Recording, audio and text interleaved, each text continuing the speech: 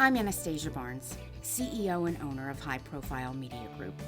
On each episode of Over Lunch, I sit down with leaders in the New England AEC industry to discuss the journey that led them to their current position, the lessons they've learned, and what drives them to succeed.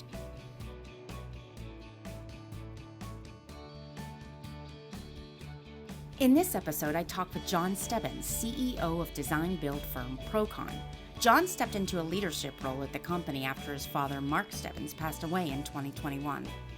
I also worked for my father for many years before taking over as CEO of High Profile, so I feel a particular kinship with John as we've shared a similar journey.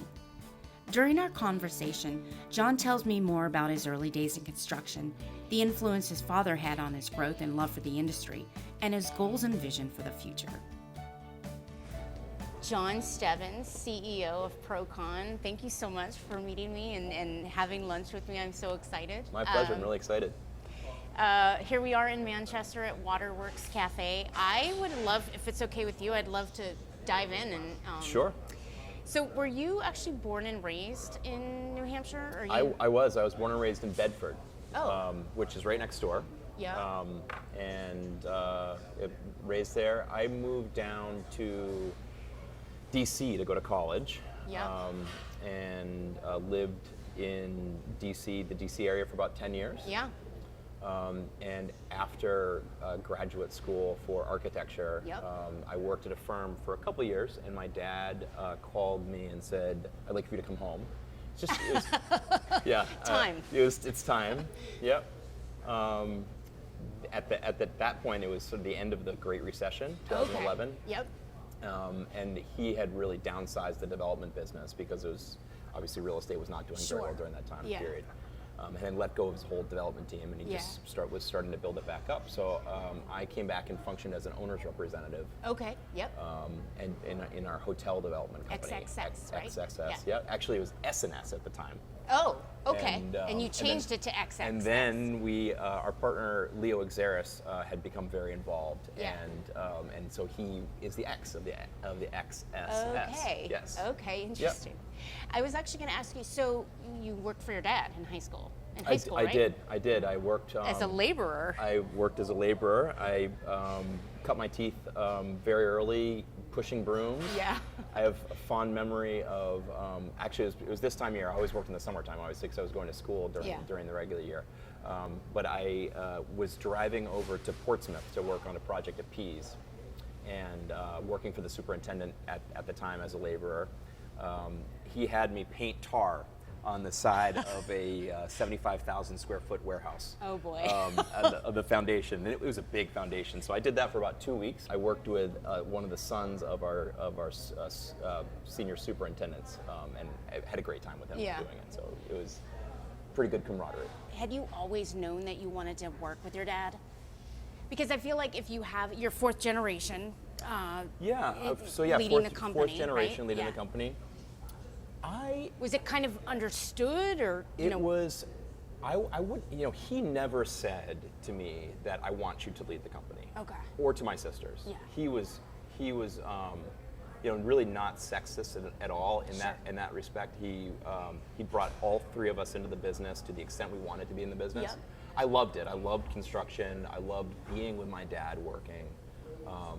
I have extremely fond memories of as a little kid, my grandfather would, on Wednesdays, when he was sort of half retired, my dad had taken over, he would take me out to the job sites that had big construction vehicles on it. And I'd go ride around with him and one of the foremen on the or the excavating operator or something like that. It was really fun. So I had a lot of really fond memories of the business, and I felt that it was sort of ingrained in my blood. Sure, yeah. But he never said you have to go do this or you have to go do that or I'm going to give you this. It's sort of organically. That's nice. Yeah, which was nice. Yeah. Yeah. Because you either love it or you don't. Like, that's right. When I first started working for my dad, I absolutely did not want to do it, and then realized, was I crazy? Because that was, I think in '99 or 2000 when I was like, oh, I get to work from home. Yeah. And now it's like yawn, everybody. Well, now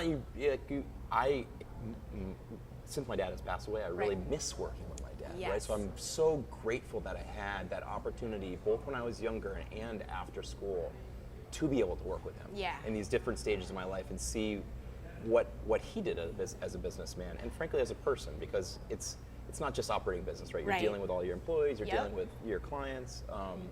He was extremely personable and very successful at that. Yeah. So that leads me to my next question is, when your father passed in 2021, I'm sorry. Thank you. For your loss. I know it's been a while, but it's still very fresh. That must have shaken things up. Do you feel like you were ready at that point to take over the company? Or That's a great question. I don't know that anyone's ever ready, and it's different being in charge. Yeah. We were in my sister and I at the time, Jen. Yep. We approached it as we're going to do everything together, right? So we just said, okay, well, we didn't know what to call us. I didn't feel comfortable coming out and being CEO or president or anything right away. So we came up with this moniker, managing director, right? Which is sort of. Oh, okay. I'm not even sure what that means. It sounds like official. The boss. Yeah. I think funny. we did a Google search, like what are all the important roles in a company, and we just sort of picked one. Anyway, but we were very fortunate to have a really deep bench of experienced personnel underneath my dad. My dad had really handed over the operational reins of PROCON to the two co-presidents, Jim Loft and Lance Bennett, and had been focusing on development. He would go in and out of the construction business and architecture business to help deal with major issues or do some client relationships, but he really wasn't involved in the day-to-day. They were. So the business continued after his passing without really any help from Jennifer and I, and without missing a beat. Oh, great! Wow. So we were extremely fortunate for that to happen. And then Jennifer, we sort of after a year have sort of figured out the roles and responsibilities. She has worked more towards her original responsibility, which was dealing with the banks. Underneath my dad, Jennifer had taken over the relationship dealing with all the banks in terms of the financing of all of our financing and refinancing of all of our projects or development projects, which is a lot of work. Yeah. And I've focused more on the nuts and bolts of construction and architecture. And so in that respect, it's been a very good pairing. Yeah. And so she's taken a step back. She's now a director. And again, I don't really know what that means, but she's involved with PROCON's finances. She's a great person to just throw ideas off. Yeah. And then we have gone through this succession planning at PROCON because Lance and Jim are very long tenured at the company. Actually, Lance is going to be.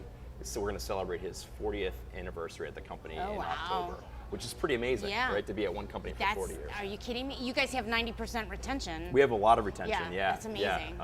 Which is great.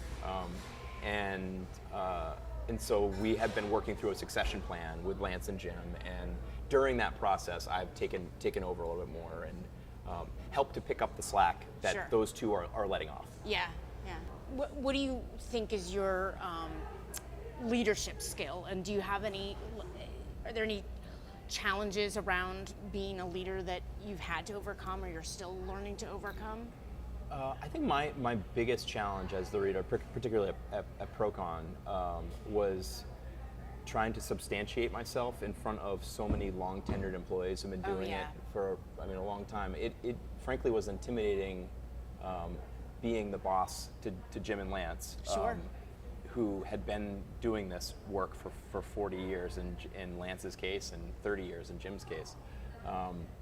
It didn't feel natural to be their boss. I hadn't felt like I earned it. So what my strategy has been to be a consensus builder. Okay. And gently steer the rather than taking a hardline approach to anything, try to build consensus and get everybody moving in the same direction. Yeah. What do you think is your biggest life lesson so far? Oh, that's a tough one.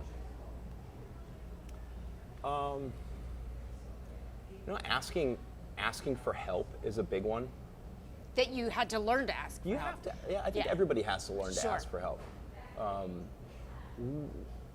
I think the millennial generation is predisposed to figuring out things for themselves. Sure. Which is a good quality in some respects. Yeah, absolutely. But no one should be ashamed to say, I don't know how to do this. Right. And going to ask somebody else. And I'm very fortunate to have those resources available, but I think everybody does. Yeah. People want to help generally. Yeah. Right? I agree. Yes. Feels good to help, It feels especially good when to you help. can see that someone's benefiting from your help, whatever Right, it is. Yeah. right. It's a good point. I read in your bio that your father said, and I may be paraphrasing this, but happy employees make happy clients. Can you talk about that? Oh, that is very, very true. Yeah. Yeah. Happy employees definitely make happy customers. If you are just for the fact of having a smile on your face, right? Sure. It makes people want to be with you, right? And help you, right? But happy employee is willing to go above and beyond to make sure the job gets done right. Sure. And the clients recognize that. So it's definitely a great marker. It's sort of a standard at PROCON to listen to our employees, Right. and react to their feedback.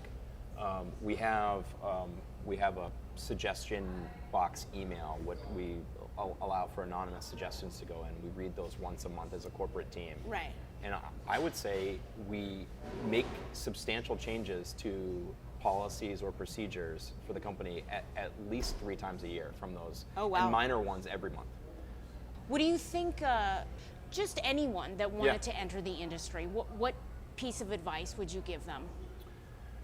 I would just get an internship anywhere, because there's always places that you can get in and get an internship. Whether it's in the field as a laborer, yes, it's tough work, but it is. I think it's super rewarding and really pays well. You can make a lot more money in the field pushing a broom than you can at McDonald's, right? Frankly, you're going to meet a lot more people and have a lot more interesting time. Yeah.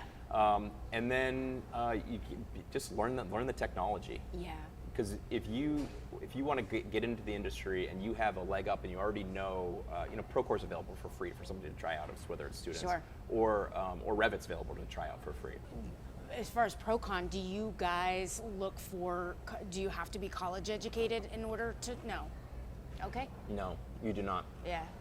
That's certainly a plus, Sure. Yeah. right? But no, you certainly don't have to be college educated. In fact, our co-president, our general superintendent in charge of field operations started as a carpenter. Okay. Really without any formal education, and worked his way up to now vice president of the company. Yeah. And that's highly encouraged. What is next for you? I think I'm right now in a stage where I'm still getting used to running the business with others, and we have gone through some substantial changes, not the least of which is losing Mark, and refocusing our business from extremely hospitality focused to Sure. To going into multifamily industrial things that were happening before, but it's like a refocus on those Sure. business sectors. And then training a bunch of new employees that we have coming in. Yeah. And by the way, most of the employees that we're able to hire are not, they don't have the depth of knowledge, so they're coming in without a whole bunch of experience. So we've been implementing training programs and trying to capture the best practices that our tenured employees just have. They know, but we need to grab that information before they retire. Yeah. So we've been focusing on sort of revamping the business, and I would love, it's my goal over the next couple of years to dive into that a little further and make sure we're a high-performing machine. Thank you so much for taking the time to chat with me. It's been such a joy getting to know you. I would love to do this again. That sounds awesome. Thank you for inviting me. This is a lot of fun, really fun conversation.